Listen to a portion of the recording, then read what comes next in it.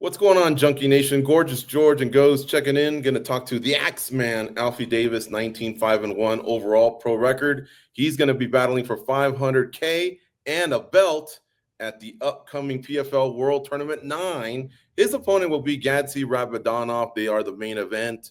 And of course, let me give you guys the times because they switch around. Sometimes it's a Friday, it's a Thursday. They get down on Friday this week, August 15th. They're in Charlotte, North Carolina. Start time, 9 p.m. Eastern, 6 p.m. Pacific on ESPN and ESPN Plus. Alfie, what up, man? How are you, sir? Yeah, all good, thank you. All right. Well, so first of all, just before we give you the obvious MMA questions, like someone's going to think we're talking to a model or an actor or something like that. Did that also get you in fights a little bit? Maybe getting picked on because you just didn't look like, you didn't have that hard street look, I guess.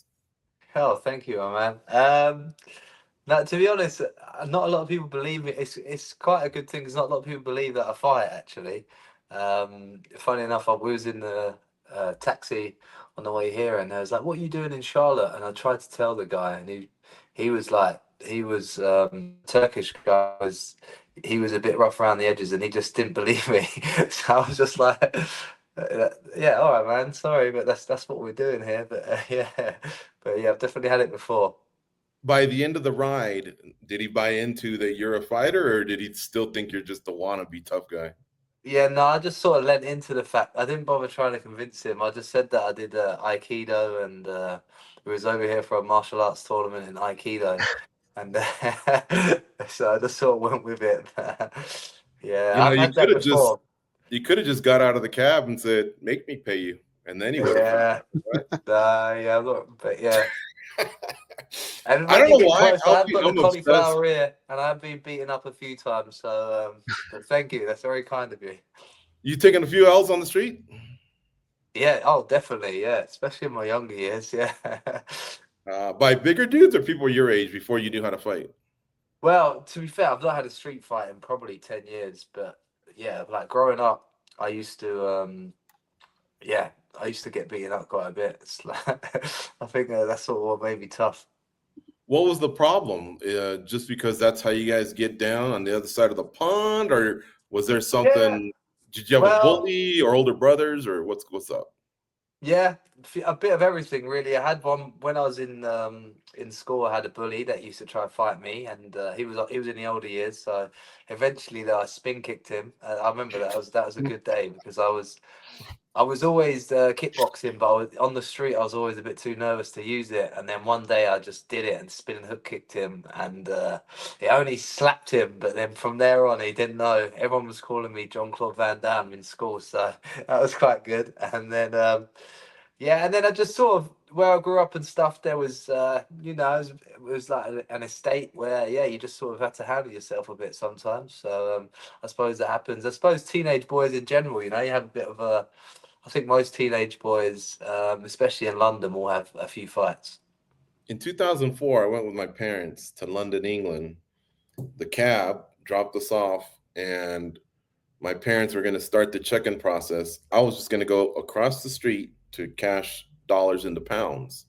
So I haven't even. I mean, I've been on your soil for about an hour, right? But I haven't even been like, let's say where we were staying. I guess not 5 minutes, not 2 minutes, and some guy already wanted to start something with me at the exchange because Right. they were willing to work with me, but they didn't want to take him. He was pissed drunk. He didn't have ID, but as they're sitting there processing me, he's like, you're dealing with this yank, and this wanker and this, and I'm just kind of looking at him like, the fuck do I got to do with you?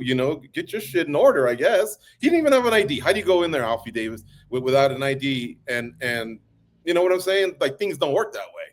But he Yeah. was just so drunk, and the guy on the other side was trying to tell me, just leave it alone, leave it alone. But I know how that British culture is. Yeah. No, there's good and bad parts of everywhere, I suppose. But yeah, there's definitely London's a beautiful place, but there's definitely some bits where yeah, you gotta yeah, it's a bit rough around the edges. Are you talking about the food? Because the food's not that good. Well, I'd beg to differ, to be honest with you. I've been to a few parts of America, man. You got a lot of substance, but not a lot of taste. I I hear think, you. uh, I I hear think, I you. think London's the one, man, for food. We got a lot of lot of cultures fish and that. chips, man. Yeah, I like fish and chips, but we got a lot of cultures in London as well that do a good Italians, very nice Italians. Good like Turkish and Persian foods. Good Okay. Thai restaurants. Yeah. Yeah, America's all right. You got some nice burgers, but I think that's all you got. Well, we got, yeah, you're right. You're right. All right. We give some, we take some. I get it. Did the spinning back kick, was it the talk of the town once you, like, were there witnesses, and did that kind of build up your street cred? It was at the bus stop. We used to always congregate at like the bus stop waiting for the bus to go home. And I remember what's the guy's name now?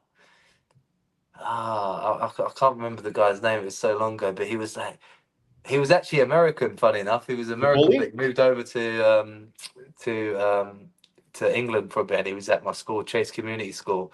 And when I spit it, he was one of the older guys. I think I must have been in like year 8, which is like the second year of senior school for you guys. And then, or year 9, I did it. And he was like, "Hey man, that's some ninja shit, man." No, I remember. That's when he started calling me. He was calling me Van Damme for a little while. I forgot the guy's name now. That's gonna bug me. But You talking about the bully? no, the guy that was calling me the Oh, ninja, okay. because he was like one of the older boys. So yeah, he was saying it for a while. But there was a few witnesses there for that actually. So it did sort of help a little bit. Alfie Davis, our guest here on MMA Junkie Radio. He's got Gadzhi Rabadanov ahead of him. August 15th, 9 p.m. Eastern. Check it out on ESPN Plus or ESPN. Goes, what do you have for our guests?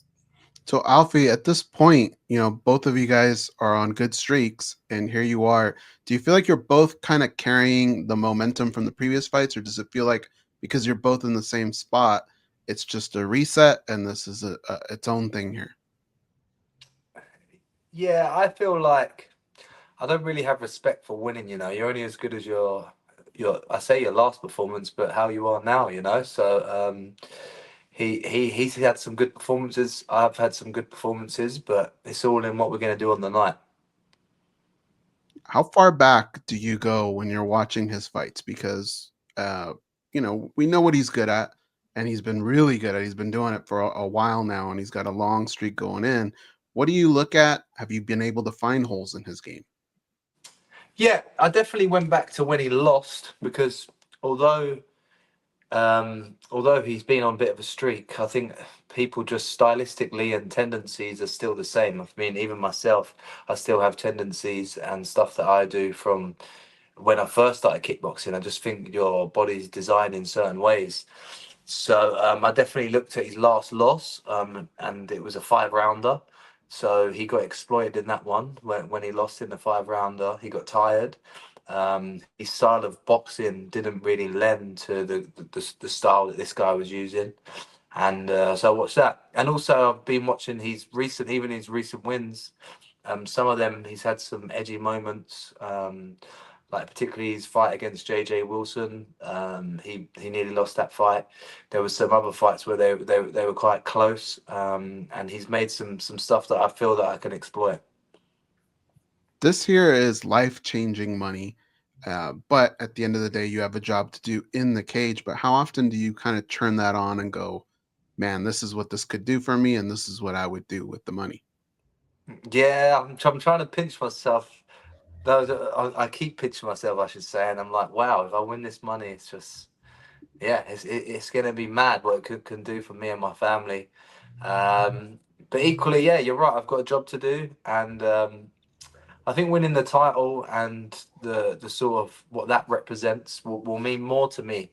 I always feel like I've always had this inclination that I'm going to earn a lot of money in my life. I feel like I work hard, I educate myself, so I feel like it's only a matter of time before I earn a lot of money. But there's not a lot of time where you become a world champion. I've got a certain window where I can do that. So the money is a big deal, don't get me wrong, but it's more about me performing and showing what I've been working so hard on for so many years.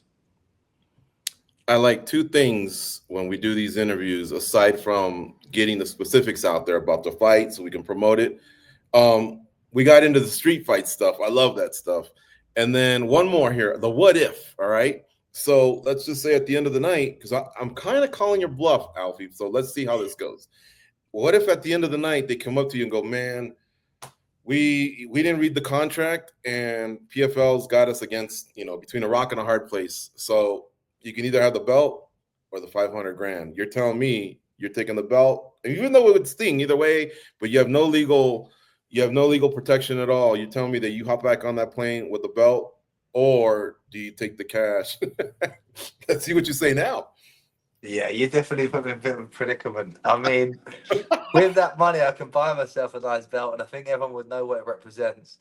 But yeah, no, equally, yeah, I do feel like when you say that now, I'll definitely take the money. But let's say in 10 years' time, if I've managed to build up a few businesses and made a portfolio for myself, would I look back and regret that I've not got a world title, if that makes sense? So my future self might hate myself for not winning a world title. So for now, I definitely have the money. But there's no doubt about it. I'm a prize fighter. I have a family. I like to do some stuff with that money. So I definitely take that money all day long. Let me ask my co-host, Goes, what would you do if you were in his spot? I think buy the belt. I would definitely. I think it's the money, and then not only that, man. I get that same Uber driver that picked you up, and I'd be wearing that belt. I go, what's up now? It's true. Yeah, the belt might bring me money. If you get the belt, you could, maybe show around, get some sponsors, and yeah, for sure. It's a tough question because I always profess to the fighters, money comes and goes, but that moment when they wrap the belt, no one can take that away from you. The belt is yours. But I don't want to be a hypocrite. If I'm in the same position, I think I'd take the 500K too. But that was a tough one. Looks like we're all unanimous on this one. Alfie, I promise we'd keep it short. It's fight week. Thank you for doing this interview last minute. It was really, really nice chopping it up with you. And I want to wish you the best of luck on August 15th.